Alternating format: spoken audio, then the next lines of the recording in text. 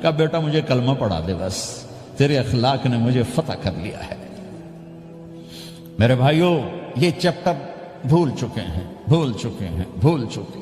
جب تک یہ چیپٹر زندہ نہیں ہوگا، زندگی اسلامی نہیں بنے گی، معاشرہ اسلامی نہیں بنے گا، اور آگے قوموں کے لیے اسلام کا دروازہ نہیں کھلے گا۔ ہمیں معاف کرنا آتا ہو، ہمیں گالی دینے والے کو دعا دینا آتا ہو، غیبت کرنے والے کی تعریف آتی ہو، اور غیبت کرنے سے، غیبت سننے سے اپنے آپ کو ایسے بچاؤ جیسے زہر سے بچاؤ، جیسے آگ سے بچاتے ہیں۔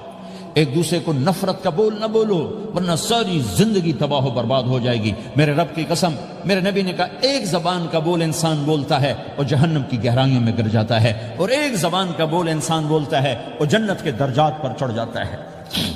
یہ زبان بہت طاقتور چیز ہے۔ میں ہر بیان میں اس کو دہرا رہا ہوں کہ جتنا یہ عمل ختم ہو چکا ہے، اتنا کوئی عمل بھی نہیں ختم ہوا ہے۔ اور ایک صحابی ہیں ابو دجانہ۔ کون ابو دجانہ؟ السابقون الاولون من المہاجرین والانصار، اس میں پہلی صف کے صحابہ۔ کون ابو دجانہ؟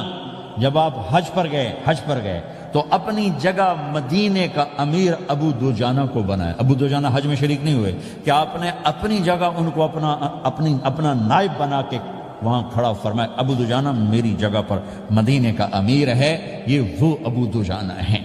کون ابو دجانہ؟ جو جنگ بدر سے لے کر آخری حج تک ہر سفر میں شریک ہیں،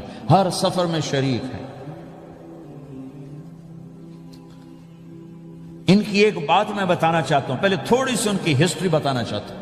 کون ابو دجانہ؟ احد کی جنگ میں آپ نے تلوار اٹھائی، کہ اس تلوار کو کون لے گا؟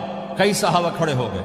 آپ نے کہا اس تلوار کا حق کون ادا کرے گا؟ سارے بیٹھ گئے، 3 آدمی کھڑے رہے، ایک زبیر بن عوام، ایک عمر بن خطاب، ایک ابو دجانہ۔ ان کا نام ہے سماک بن خرشنہ، ان کا نام ابو دجانہ سے مشہور ہے۔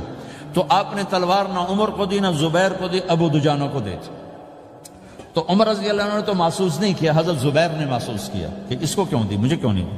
میں مہاجرین میں سے ہوں، میں پھوپھی کا بیٹا ہوں، میں اس سے دلیری میں کم نہیں ہوں۔ بلکہ حضرت زبیر کی دلیری کی تو دھک تھی، جدھر سلوار چلتی تھی کاٹتی چلی جاتی تھی۔ کہنے کہ میں دیکھوں گا یہ کیا کرتا ہے۔ تو ابو دجانہ کے پیچھے زبیر ہو لیے۔ تو ابو دجانہ نے جو حملہ کیا تو 3000 کا لشکر تھا، اس کو چیر کے پار نکل کے، پورے لشکر کو کاٹ کے پار نکل کے، اور آگے عورتیں کھڑی تھیں جو مکے کے لشکر کو تیار کر رہی تھیں۔